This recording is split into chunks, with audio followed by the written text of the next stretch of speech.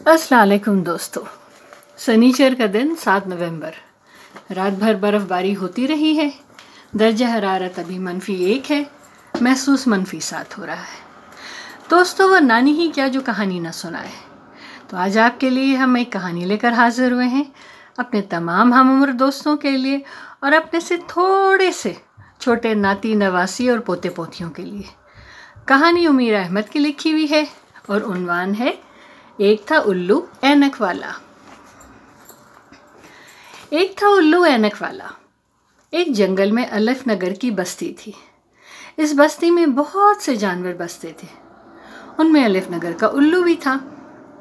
वो आजकल बड़ा उदास रहता था क्योंकि उसे आंखों से कम दिख रहा था। उल्लू भाई, मुझे लगता है तुम अंधे हो रहे हो। एक दिन पोपो पांडा ने उसे आंखें बंद करते और खोलते देखकर कहा। उल्लू और डरा। नहीं तो, मुझे तो नींद आ रही है, इसलिए आंखें खोलता और बंद करता हूँ। उल्लू ने झूठ बोला और फुर से उस पेड़ से उड़ गया। अब और क्या करता गरीब। अभी वो अगले पेड़ पर बैठा ही था कि होशियार हुदहुद उसके पास आया।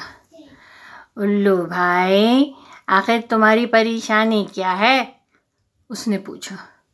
मुझे ठीक से नज़र नहीं आता, ना मैं तारे गिन सकता हूँ और ना पत्ते और ना ही अनार के दाने।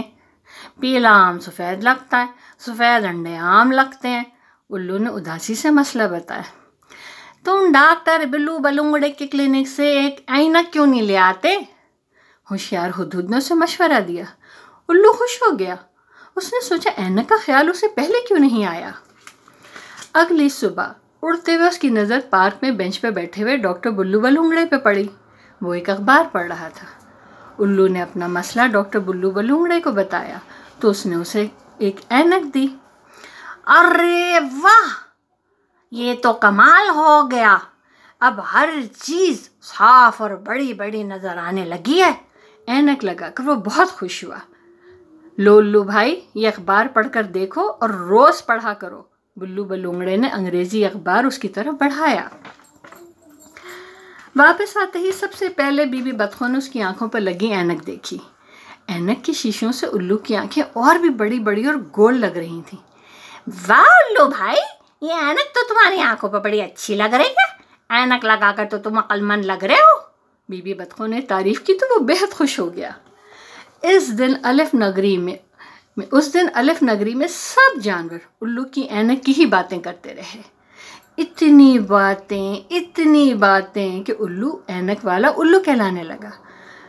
ऐनक वाला उल्लू अब सारा दिन दरख्त पर बैठकर अंग्रेजी अखबार पढ़ता है और अपने आप को सबसे अक्लमंद समझता है।